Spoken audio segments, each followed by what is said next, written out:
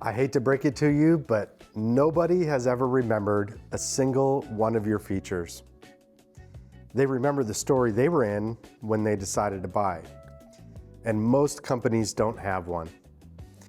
I want to walk through why, because this is the most expensive blind spot I see in otherwise smart companies, and it hides in plain sight on every website and every sales deck. Let's start with what happens in the buyer's head. Somebody has a problem and they land on your website or they sit through one of your sales pitches, and their brain is doing one thing, trying to figure out fast whether you understand them and whether you can get them somewhere better. That's it. They aren't studying you, they're scanning for a reason to relax and let their guard down. And what do we give them? A list, 12 features, 4 integrations, a wall of logos, and award-winning end-to-end platform. We hand a person who's looking for a story a spreadsheet of specifications, and then we wonder why they said, "Oh, I got to think about it," and then disappear. Now, the mechanism nobody wants to hear. The human brain did not evolve to remember lists. It evolved to remember stories, because for 100,000 years, a story was how you survived. Who to trust, what to fear, what happened to that last guy who ate the red berries. Facts leak out of memory in hours. A story with a hero and a problem and stakes sticks around for years. So when you dump features on a buyer, you're pouring information into one container the brain is the worst at holding on to. Donald Miller named the fix in a book called Building a StoryBrand, and the core of it is almost embarrassingly simple, because every story has the same shape. A hero who has a problem, then they meet a guide, and that guide gives them a plan, and that plan leads them to success and helps them avoid failure. That's it. That's literally every movie you've ever loved and every purchase you have ever made. Now look at where companies put themselves in that shape.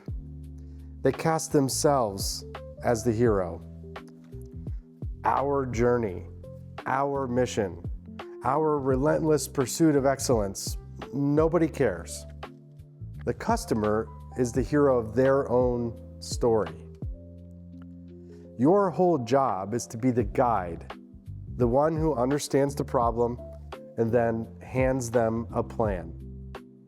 Make yourself the hero and you're asking the customer to care about your story, and they won't, because they're too busy starring in theirs. Look at the brands that get this right and you feel the difference almost immediately. Slack didn't sell you a messaging protocol with 40 features. They simply sold you be less busy. They named your problem the drowning and promised you the far side of that. Salesforce, back when nobody understood what the cloud did, didn't run you through a technical architecture diagram. They put a big red circle with the slash through the word software and picked a fight with the old way of doing things. Story first, specs later, if ever.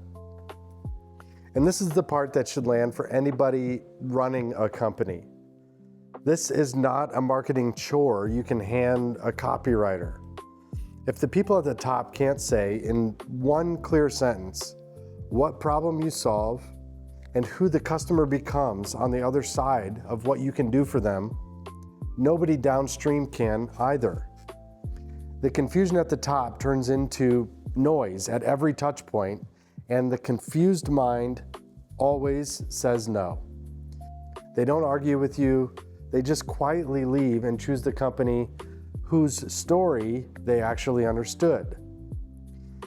So before you add another feature, another integration, another line to the website, get the story straight. Who is the hero? What is their problem? What does your guide promise them? And what does life look like on the other side?